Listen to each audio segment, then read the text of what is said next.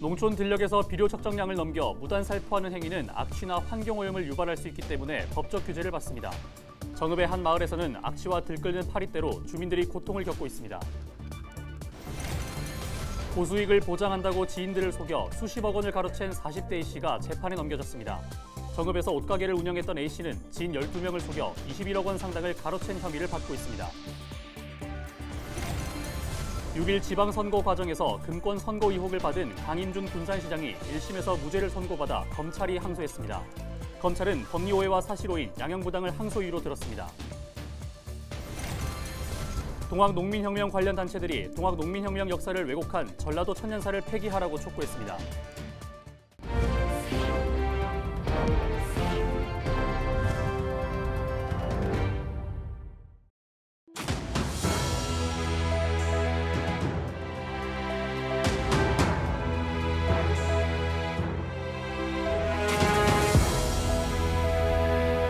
시청자 여러분 안녕하십니까? 헬로티비 전북뉴스입니다. 농번기를 맞아 농촌을 지나다 보면 비료를 뿌린 논밭을 종종 볼 수 있습니다. 하지만 적정량을 넘어서거나 무단 살포하는 행위는 악취나 환경오염을 유발할 수 있기 때문에 법적 규제를 받습니다. 정읍의 한 마을에서는 이 비료 때문에 주민들의 고통이 이만저만이 아니라고 하는데요. 어떤 일이 있었던 건지 정명기 기자가 찾아가 봤습니다. 20여 가구가 옹기종기 모여 사는 정읍의 한 마을. 저수지 주변부터 산기슭까지 시커먼 퇴비가 잔뜩 뿌려졌습니다. 이달 초만 해도 150mm 안팎의 비가 내렸는데 침출수가 저수지로 흘러들어간 건 아닌지 우려가 나옵니다. 저수지도 농업용이 다 베리버리고 있다. 황토 여보 막 들어가서 비 온 날은 퇴비가 살포된 곳 바로 아래에 있는 향지제라는 저수지인데요. 보시다시피 물 색깔이 검고 누렇게 변해버렸습니다. 가깝게는 농가에서 불과 30여 미터 남짓 떨어진 곳에도 퇴비가 쌓였습니다. 주민들은 혹시나 오염원이 마을 공동우물에도 흘러 들어간 건 아닌지 우려합니다. 저기다가 10m 팠어요. 여기다가. 그래서 민원을 넣어보는 거예요. 우물인데 이게 퇴적으로 아니야. 오폐물 이것이요. 폐기물, 거름도 아니에요. 주변에 진동하는 악취도 악취지만 무엇보다 파리떼가 극성입니다. 해지고 어디고 그냥 뭐 말도 못한다는 게 그냥 둥근이가 새카면 그냥 집이 들어가려면 둥근이가 새카면 막 또들고 패고 피해서 들어가야 덜 들어가지. 정읍시 조사 결과 지역 내 한 비료업체가 지난달 살포한 퇴비량은 25톤 트럭으로 60여 대 분량, 면적은 2.5헥타에 이르는 것으로 추산했습니다. 하지만 해당 업체 측은 정읍시 조사에서 25톤 트럭 20여 대, 16톤 정도를 살포했다고 해명한 것으로 전해졌습니다. 그렇더라도 정읍시는 비료 살포 기준치를 3배 이상 초과했고 특히 신고 없이 살포한 혐의로 경찰에 고발하고 행정 절차를 밟고 있습니다. 비료 생산 업체는 판매, 유통, 공급할 경우 비포장 비료는 반드시 사용 소재지를 관할하는 시장군수 구청장에게 사용 7일 전까지 신고를 하신 후에 유통 공급하셔야 되고요. 그다음에 사용 농가는 300평당 3,750kg 비료 사용량을 준수하셔야 합니다. 무단 살포된 더미가 폐기물에 해당하진 않는 것으로 조사됐지만 일부 주민들은 여전히 의문을 품고 있는 상황. 악취와 파리떼, 침출수 유출 우려까지 주민 고통은 계속되고 있습니다. 헬로티비 뉴스 정명기입니다. 고수익을 보장한다고 지인들을 속여 수십억 원을 과로챈 40대 A씨가 재판에 넘겨졌습니다. 전주지검은 지난 17일 사기 등의 혐의로 A씨를 구속 기소했다고 밝혔습니다. 정읍에서 옷가게를 운영했던 A씨는 2021년부터 수년 동안 원금과 고수익을 보장한다고 지인 12명을 속여 21억 원 상당을 가로챈 혐의를 받고 있습니다. 금권 선거 의혹으로 법정에선 강임준 군산시장이 1심에서 무죄를 선고받자 검찰이 항소했습니다. 전주지검 군산지청은 18일 전주지법 군산지원에 항소장을 제출했습니다. 검찰은 법리오해와 사실오인, 양형부당을 항소 이유로 들었습니다. 강 시장은 이에 따라 다시 한번 법원의 판단을 받게 됐습니다. 동학농민혁명 관련 단체들이 동학농민혁명 역사를 왜곡한 전라도 천년사를 폐기하라고 촉구했습니다. 동학학회와 동학농민혁명 계승사업회, 정읍시 의원, 정읍지역 전북도 의원 등은 18일 전북도의회에서 기자회견을 열고 동학농민혁명 역사를 왜곡한 전라도 천년사를 폐기하라고 밝혔습니다. 이들은 전라도 천년사에서 사용한 민군은 농민군을 탄압했던 민보군을 의미한다면서 농민군이란 용어를 사용해야 한다고 주장했습니다. 전북과 경남 등 7개 지역 녹색당과 동물보호단체가 정읍 전국 민속 소싸움 대회 폐지를 촉구했습니다.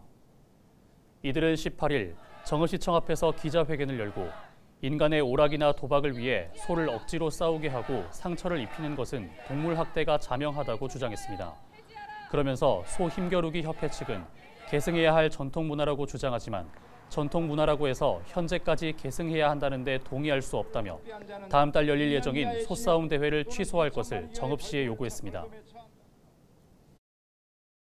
싸움소를 키우고 있는 농가와 업계 종사자들의 생계 문제 등으로 인해 단번에 없앨 수 없는 현실을 감안하여 소싸움 예외 조항에 대해 일몰제를 적용하고 그 기간 동안 찬반 양측이 함께 대안 마련을 위해 고민하자고 제안하는 바이다.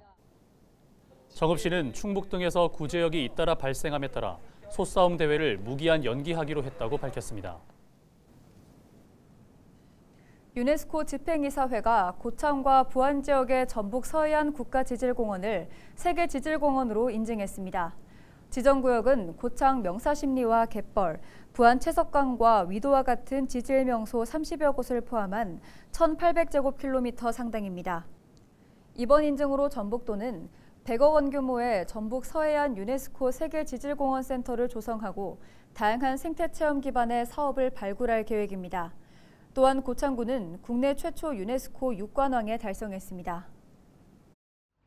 유네스코 세계지질공원 인증으로 지질유산의 체계적인 보존 방안이 마련되고 체험 관광을 통한 지역경제 활성화에 큰 도움이 될 것으로 기대합니다.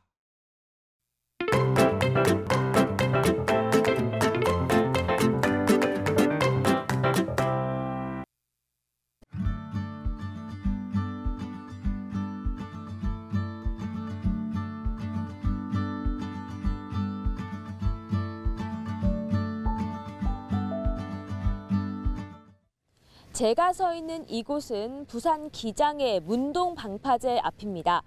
기장 앞바다는 멸치, 미역을 비롯해 붕장어 서식지로 유명한 곳인데요.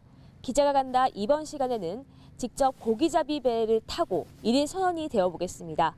얼마나 많은 붕장어를 만날 수 있을까요? 함께 가보시죠. 어둠을 젖히고 해가 빼꼼 고개를 내미는 시각. 조업에 나설 준비가 한창입니다. 옷과 신발이 바닷물에 젖지 않도록 단신 방수복도 입습니다. 이제 20년차 어부 김양호 선장의 배가 바다를 가로지르며 나아갑니다. 기장 앞바다는 한류와 난류가 만나는 길목에 있어 물살이 세 붕장어의 주요 서식지로 알려져 있습니다. 여기 양식어장 바깥쪽에 짱어가 좀 나기는 나는데 아직까지 잘 모르겠습니다. 가봐야 알겠습니다. 전날 풀어놓았던 통발 수십 개를 수거하는 양망 작업이 시작되는데요. 방개가 우르르 딸려 올라옵니다. 통발은 안쪽에 미끼인 정어리를 넣은 뒤 정리합니다. 아까 건져 올렸던 통발을 다시 바다 안으로 넣는 투망 작업에 동참해보고 있습니다.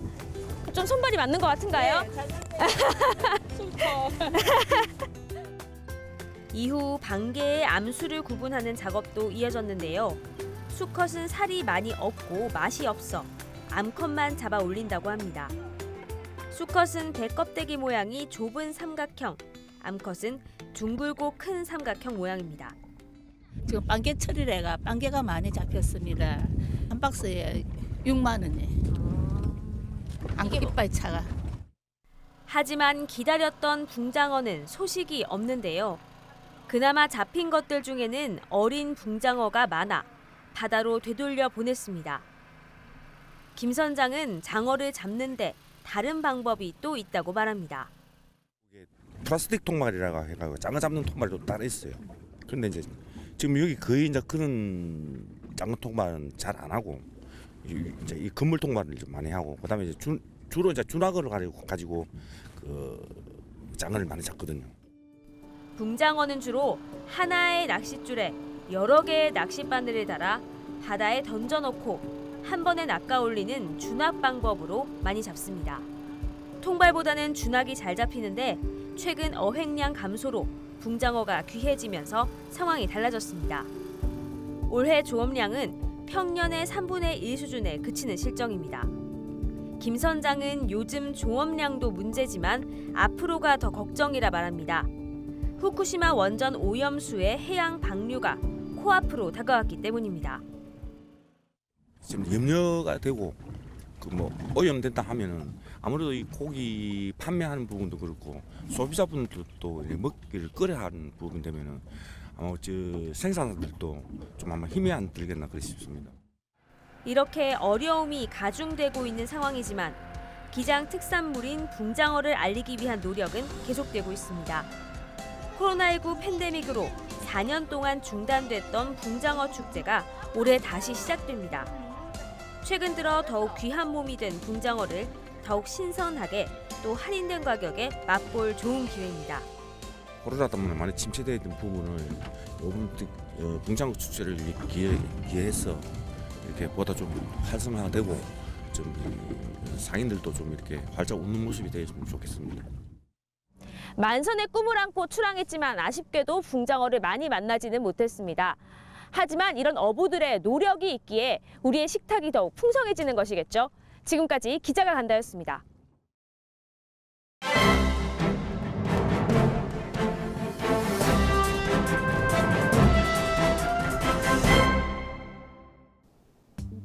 신문브리핑 전북일보 기사입니다. 국회 정치개혁특별위원회가 국회의원 선거제도 개편을 위한 공론화에 착수한 가운데 인구 소멸 위기 지역의 민의를 대변해줄 지역구 국회의원의 지역 대표성 강화를 위한 대책은 전무하다는 내용입니다. 전북과 같은 인구 감소 지역들은 총선이 치러지는 4년마다 국회의원 의석수 감소를 우려하고 있지만 국회는 현행 헌법 체계와 선거법의 한계점으로 꼽히는 인구 대표성 문제를 거론하지 않고 각 정당의 이익을 대변할 비례대표 확대에만 혈안이 되어 있다는 비판이 나온다고 합니다. 전북 등 인구가 감소하는 비수도권 지역의 소멸 시기를 늦추기 위해서는 지역 현안을 중앙에서 해결할 수 있는 지역구 의원이 꼭 필요하다는데요. 지금의 전북 열석도 국회 상임위 전부를 커버하지 못하는 상황에서 전북 의석이 한 자릿수로 줄면 전북 소외 현상은 더욱 가속화할 것이라고 신문은 분석했습니다. 국회 정개특위가 인구 대표성을 대체할 지역 대표성에 주목해야 한다는 의미라고 합니다. 실제 지난 17일 국회 정개특위는 534명의 국회의원 선거제도 개편을 위한 공론조사 시민참여단을 대상으로 한 설문조사 결과를 발표했는데 조사의 방향성 자체가 비례대표 확대에 방점이 찍혔다고 합니다. 반면 지역구 문제에 대해선 선거구 획정 문제에 대한 질의가 줄을 잃었고 지역 대표성 확보에 대안으로는 권역별 비례대표가 그 자리를 채웠다고 전했습니다. 지금까지 신문브리핑이었습니다. 순창구는 거동이 불편한 노인들의 이동 편의를 위해 전동 보조기기 구입비를 지원합니다. 순창구는 전동 보조기기 구입비 지원은 의료급여 수급자와 등록장애인만 대상이지만 거동 불편 노인들이 늘어나는 상황을 고려해 대상자를 일반 노인까지 확대하기로 했다고 밝혔습니다. 구는 지난달까지 장애인을 비롯한 82명에게 전동 보조기기 구입비를 지급한 데 이어 올해 지원 대상에 210명을 추가했습니다. 거동이 불편한 어르신들이 해마다 증가하고 있기 때문에 올해 처음으로 65세 이상 일반 노인까지 확대 지원하고 있으며 호응도가 매우 높아서 앞으로도 지속적으로 지원할 방침입니다. 이상으로 뉴스를 마칩니다. 저희는 언제나 지역민 여러분과 함께하겠습니다. 시청해주신 여러분 고맙습니다.